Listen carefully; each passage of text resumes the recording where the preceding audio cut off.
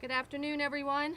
Thank you for joining us this afternoon. I'm joined with our chairman, Councilman Ricky Templett, Councilman at-large Division B Scott Walker, Councilman Dino Bonanno from District 2, Councilman Dominic Imbassato from District 4, and Councilwoman Jennifer Van Rankin from District 5, as well as Dr. Joseph Cantor, our Louisiana Department of Health Medical Director, Dr. Kate Brumley, our Jefferson Parish School Superintendent, Jerry Bologna from JEDCO, Todd Murphy from the Jefferson Parish Chamber of Commerce, and our Emergency Management Operations Director, Mr. Joe Valiente.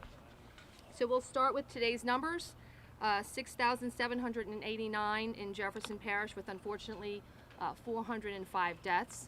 So certainly that's a hard number that we surpassed the 400 count in Jefferson Parish with deaths. And so certainly our condolences go out to all of those families who have lost a loved one. We're over 32,000 tests complete in Jefferson Parish. That's certainly a big number, and in a little bit I'll go over why that is so important for us in Jefferson Parish. I want to start off with a thank you, the New Orleans Pelicans, for donating 6,000 cloth masks that we received from Sobe Promos. And the good news that we have today is that we're going to follow the governor's stay-at-home order that he announced yesterday, starting this Friday, May 15th, 2020, to take us into phase 1. The only reason that we are able to follow the governor's order is because everyone has abided by the stay-at-home order. It's why we are here now, and we're gonna proceed carefully and responsibly into phase 1. It is critical that everyone believes that they have a responsibility for this in our community to keep the transmission of this virus low. If we ever want to envision a day of getting into phase 2, it's because everyone acts responsibly. It's not about shaming people, it's not about comparing or judging people, it's just where we are now. We all have to do our part, whether we're an employer, whether we're an employee, whether we're a family member, a daughter, a son, a grandmother, a friend, a relative. It is everyone's part, it is everyone's burden, it is everyone's responsibility to keep the virus transmission low as we move forward. So, as the governor indicated, phase 1 will be in effect for 21 days through June 5th. And again, and you know all this, until there is a vaccine, what we have to do, we have to cover our face, wear a mask in public, we have to stay 6 feet apart, social distance, we have to wash our hands frequently, we have to stay home when we're sick, and certainly we want to really emphasize today that it is your own personal risk that you have to assess. If you're someone over 65, if you're someone with a comorbidity, or you're dealing with some other illness, it's probably not the time for you to do anything different. It is probably best that you stay at home. So regardless of what phase we're in, it is everyone's responsibility to understand their own risk factors as we proceed forward. Again, the new normal is about all of those things that I mentioned, along with cleaning high-touch surfaces, avoiding touching your face, sneezing, and coughing into tissues. And we are a very large employer in Jefferson Parish. We're going through the same steps that all of these employers are going through as to how we're going to bring more people in the office, how we're going to handle things differently, and how we're going to do it safely. I want to just generally go over again the governor's stay-at-home order. Remember, there was essential businesses with no restrictions, the CISA guidelines. There's about 16 of those industries, so nothing's changed on that front. They were not restricted at all.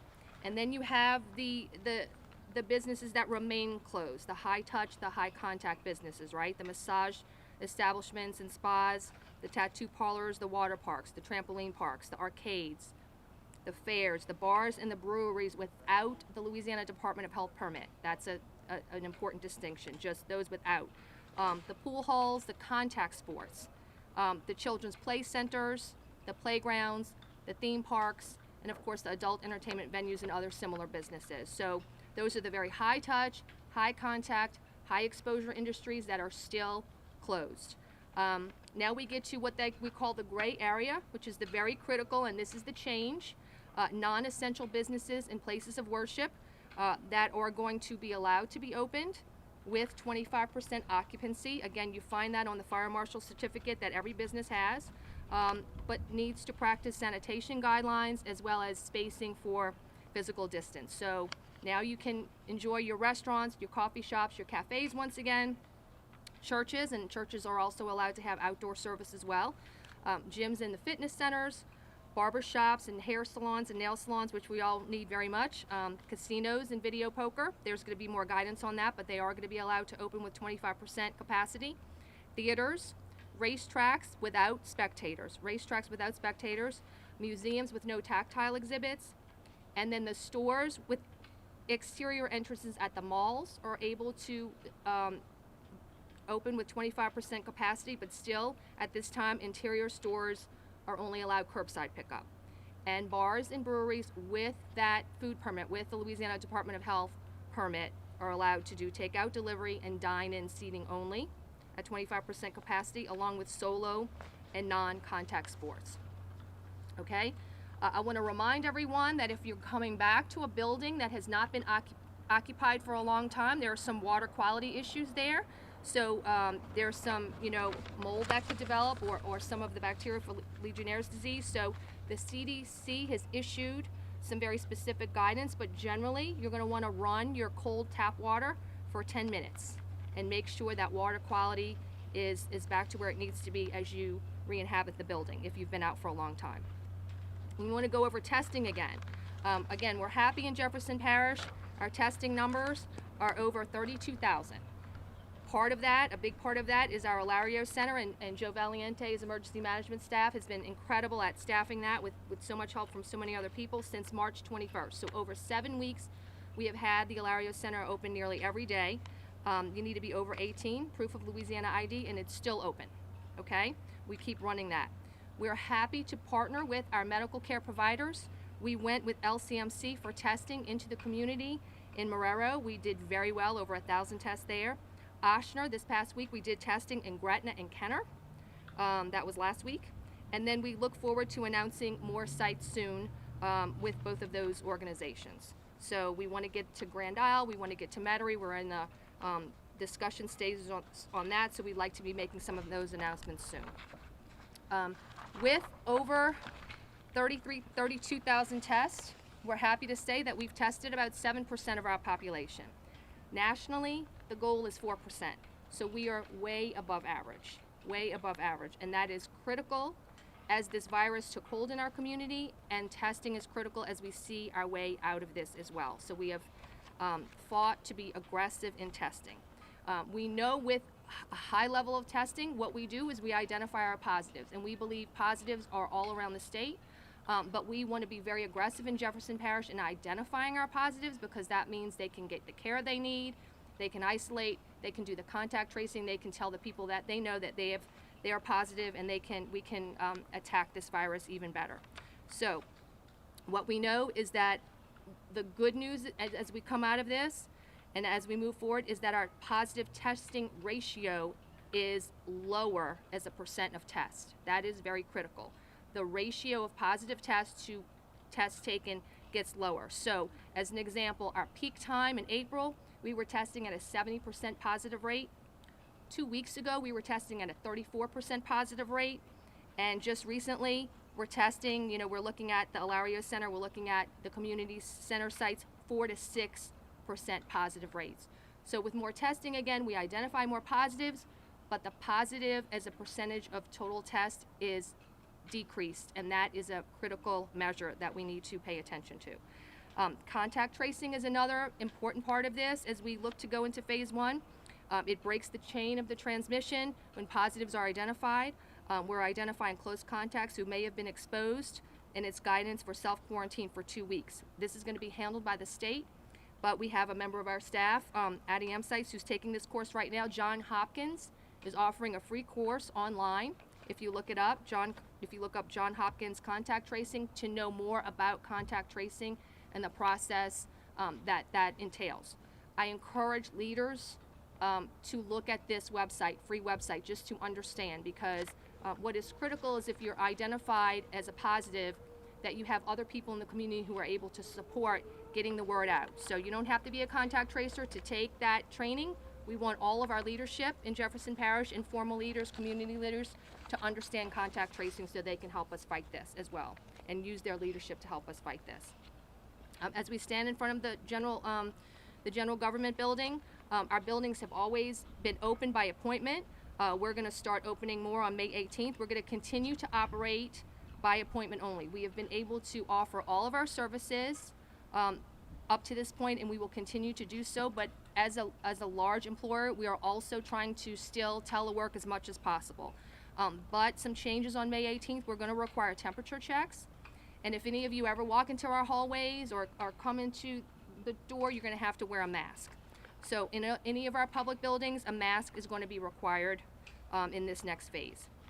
For transit, our public transportation is still free. Riders have been boarding the middle door of the bus, not at the front by the driver's side to protect our driver. We're going to still be boarding at that rear door. We've installed hand sanitizers for riders as they board. Again, we've waived the fee, so we got rid of that cash exchanged. We've installed a barrier shield to protect our drivers. And again, on May 15th, masks will be required for all riders. Starting on May 15th, masks are going to be required for all riders of our public transportation system. It's a close environment, it's indoors, we want to be as safe as possible. You have to wear your mask starting on May 15th. I'm happy to say, and our transit department has been doing a wonderful job.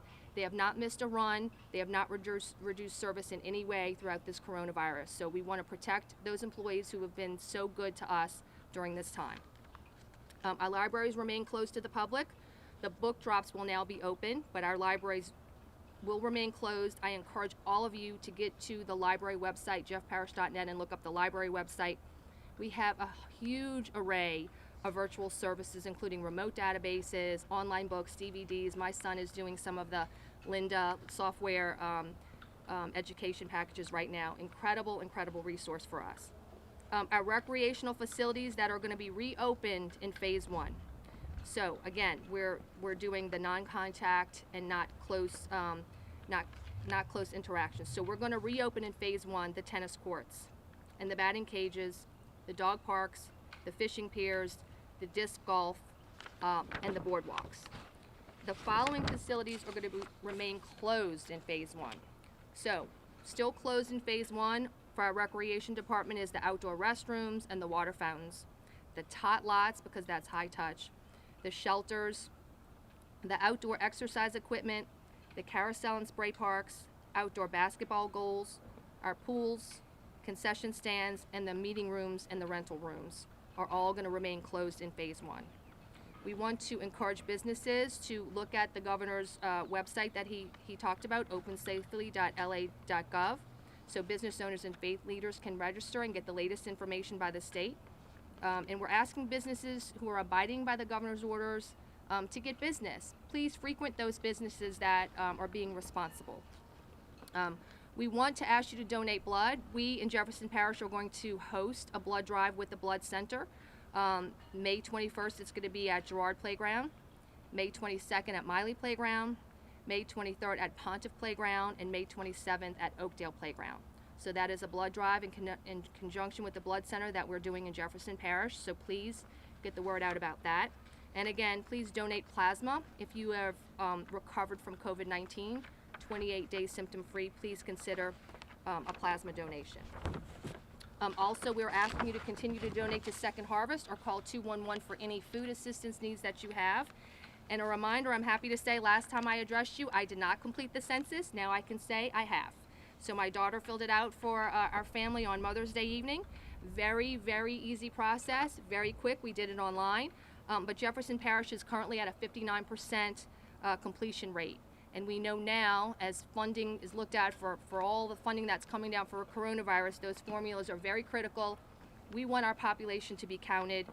You can do that online, by phone, or by mail. They couldn't make it easy for you. It is a very easy process. So please visit 2020census.gov and fill out the census.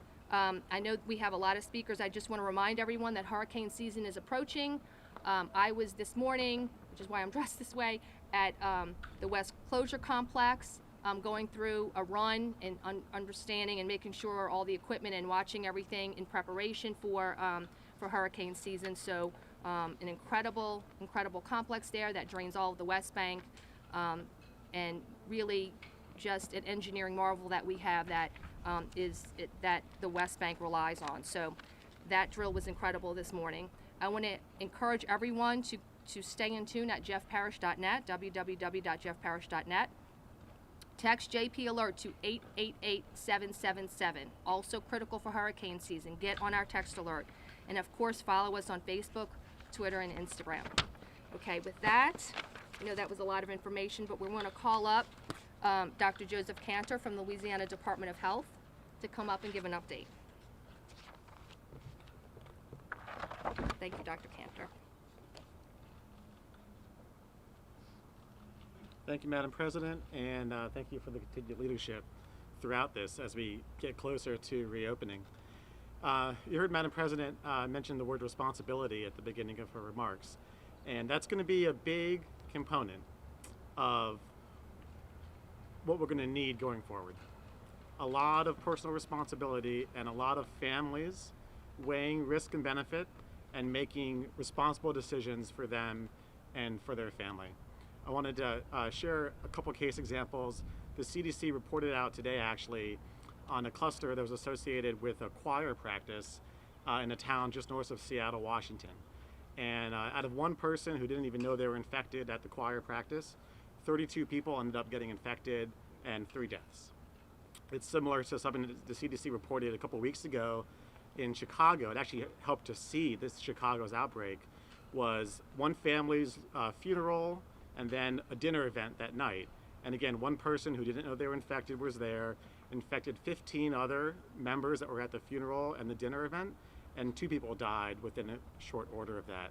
This just goes to show you that you can spread it without knowing it, and there is an amount of risk out there that no amount of government rule or regulation is going to protect you from. So I want families and businesses to think about these issues as we begin to slowly reopen. Just because you are allowed to do something doesn't mean that it's 100% risk-free. Doesn't mean that you necessarily should or should be encouraged to. So for families, I want you to think, based on what you're allowed to do when we move into phase 1, is that the right choice for your family? Just because you can go shopping, does everyone in the family need to go? Or can one person go? And can you go once in a week as opposed to 3 times in a week? Just because you're allowed to go visit other families or visit friends, is that the right decision? Is that the right decision for every person in your family? Maybe grandparents should stay back. If you're a business owner and you're allowed to reopen, let's say with 25% capacity, what can you do above and beyond that to make it a safer environment for your employees and for your patrons? How can you encourage social distancing within your establishment? How can you encourage people to be safer while they do enter your business? Dr. Fauci testified before Congress today, and he said the best PPE money can buy is distancing. That's the safest way that people can go. So I want folks to think about this. The reopening is really a floor of what's allowed.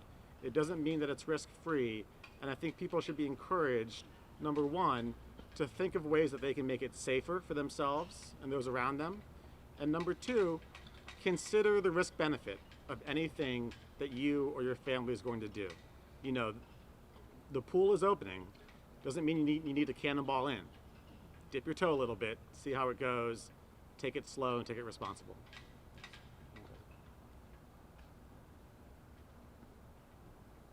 Thank you, Dr. Cantor. I know businesses are in preparation mode now, and I want to introduce Mr. Jerry Bologna from JEDCO, who worked on his organization work with the Chamber, and Todd, I don't know if you want to speak after that, on an incredible guide that we all are proud to push out to our businesses. So Mr. Jerry Bologna with JEDCO. And then I'm going to, Mr. Todd Murphy from the Jefferson Chamber of Commerce after that.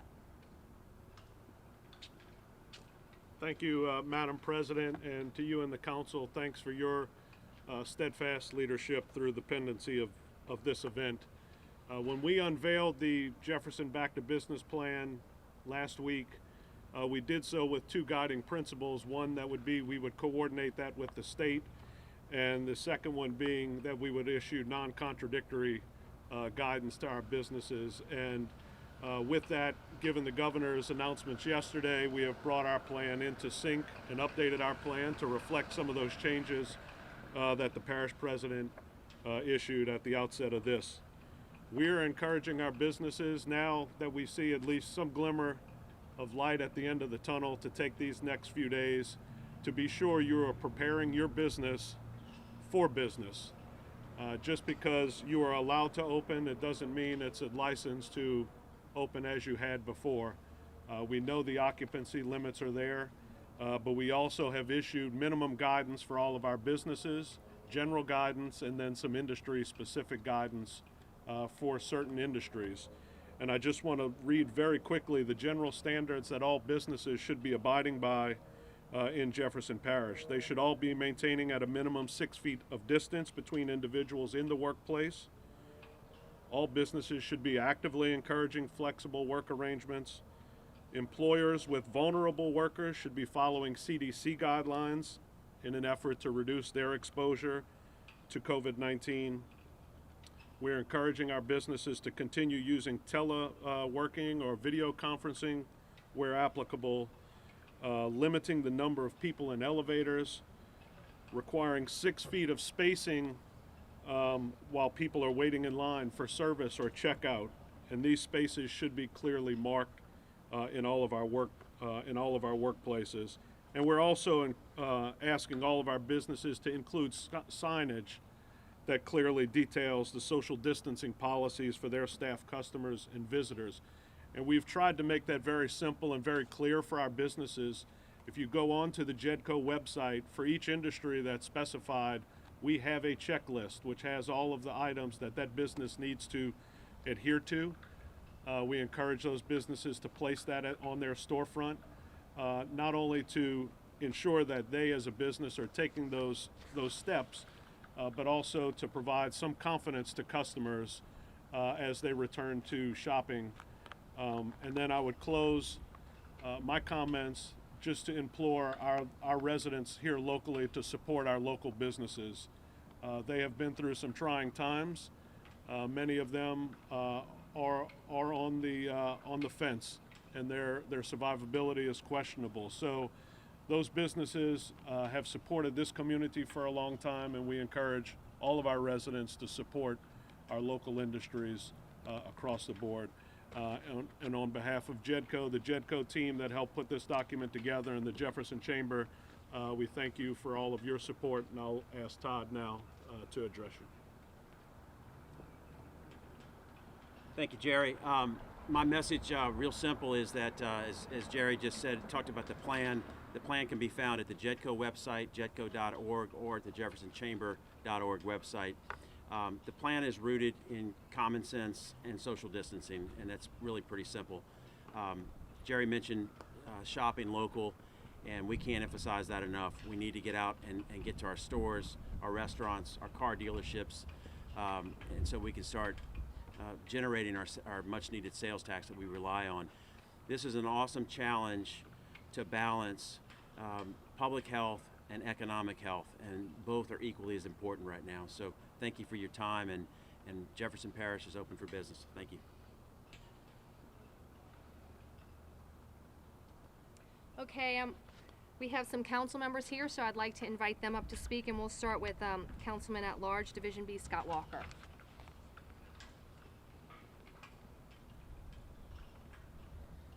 Hi everybody, just real quickly, want to talk about where we were and where we are and where we're going. I know it's been a long, frustrating several weeks for everybody, and we've gotten to this point. So the key is, as you've heard, is not to take any steps backward, to keep moving forward in a responsible way and do what we can to help each other out during this time that'll continue to be trying, that'll continue to be difficult. When you look at the businesses in our community, and you think about the PPP money that they've gotten and some of the other help that they've gotten, you have 8 weeks to spend that money, 75% of which has to go towards payroll. So either businesses are about to run out of the first round and they're going to be right back in the place that they were before and continue to need our support, or some businesses have just gotten that PPP money in the second round and they're going to be okay for 8 weeks and then they're going to need help again. So it's important to, as you've heard, patronize our local businesses, support the ones who are doing things responsibly. And I have to say, because we hear complaints when they're warranted all the time, that there haven't been that many complaints since businesses have been able to open up and have their outdoor dining and do things responsibly. for the most part, the vast majority, it seems, have done things very, very well and have gone out of their way and bent over backwards to do things carefully, methodically, and responsibly. So as we move forward with our business community, keep in mind that they need you, and a lot of them are in a very precarious situation, and if they're moving forward responsibly, so should you as well. Also, it's almost the end of the school year, a very different school year, so I wanted to give a quick shout out to all the parents who became stay-at-home teachers and the people who are working from home, doing Zoom conference calls with dogs barking in the background, or the people who don't have jobs right now, that the hope is that there's a brighter future ahead. So thanks to everybody who has put up with this for the past several weeks. I know the local governments, the state governments have asked a lot of you. A lot of people think it's unfair. A lot of people think it's not enough. If we're meeting right in the middle, then I think we're doing what we're supposed to do. And I feel good about where we're at, and I think our health professionals feel good about where things are right now. So keep it up, don't scale back, and let's move forward to phase 2 on June 5th. Thank you.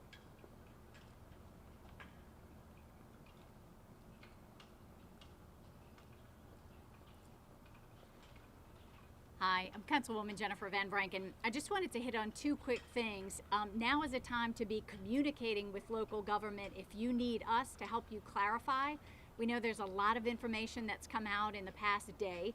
I know one of the things that came up is from the restaurant industry asking about 25% capacity indoors and the ability to have table service there, but what about that outdoor seating? We're working with the Restaurant Association as well as the State Fire Marshal to get some clarification on that. So if you have a question, please communicate with us so that we can help get you the answer that you need to get back to business to the fullest extent that you can safely. And also, if you have a good idea, if something's working, I know this past weekend I went to an art supply store. As I entered the door, we were stopped by an employee who said, please put out your hands. They sprayed hand sanitizer on our hands. So then anything I touched in the store, my hands were sanitized. That was a great idea. So to the extent that you find something that works and works well, please share that with us as well so we can communicate it more broadly. We are trying to make sure that all of us get back to business as fully as we can, but in a safe manner. So thank you very much. Okay, thank you all for being here. Is there any questions for any of us?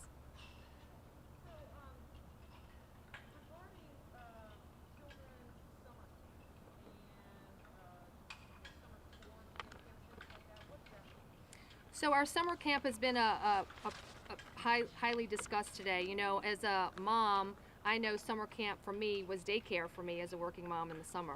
It's not licensed as a daycare, but it certainly served the purpose of daycare. I couldn't have gone to work if I didn't have summer camp. Right now, the parish has summer camps. I think we have about 14 different camps that we run. We are registering that. We're planning on opening it. The question, and I think later this week, the Department of Education is going to come out with more specific guidance, is how many, you know, what the social distancing is like.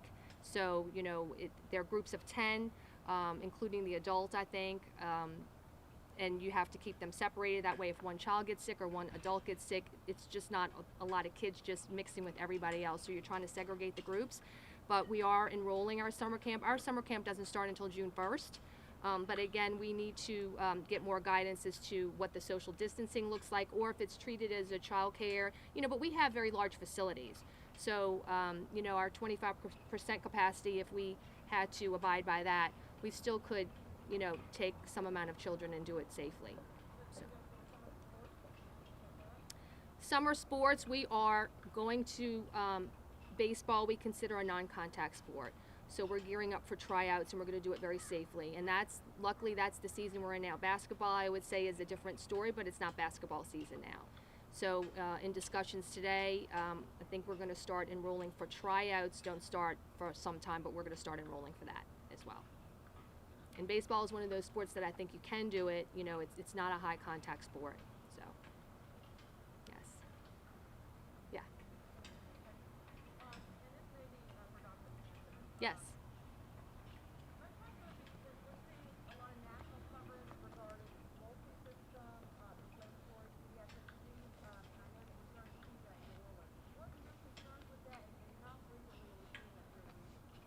Can you repeat the question too? Okay. Yeah, thanks, Kimberly. The question was regarding this new and scary phenomenon, I should add, that we're noticing in some children who have had COVID typically a couple weeks prior, and it's being referred to as pediatric inflammatory syndrome or pediatric multi-system inflammatory syndrome. And clinically, it looks a little bit like another disease, another rare disease called Kawasaki syndrome. Inflammation of vessels throughout the body. Sometimes there's cardiac manifestations.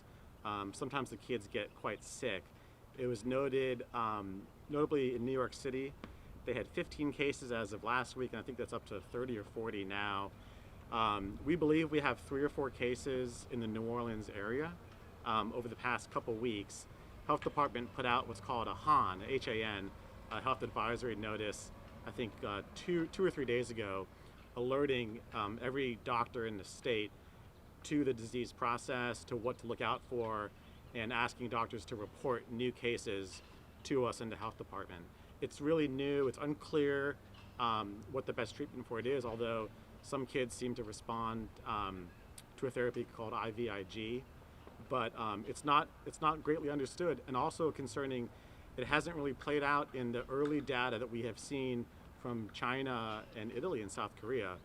This just goes to show you that there's so much of COVID that we don't yet know, and there's still a lot of reason to be cautious. And while on one hand kids don't seem to be bearing the brunt, there's still some things that we're learning, and I think we're going to continue to learn more. So, I mean, message for people at home is you still got to remain vigilant, and certainly as we reopen, there are things that we don't fully understand, there are consequences, and you got to make responsible decisions for your family. Any other questions? Thank you for being here. Thank you very much.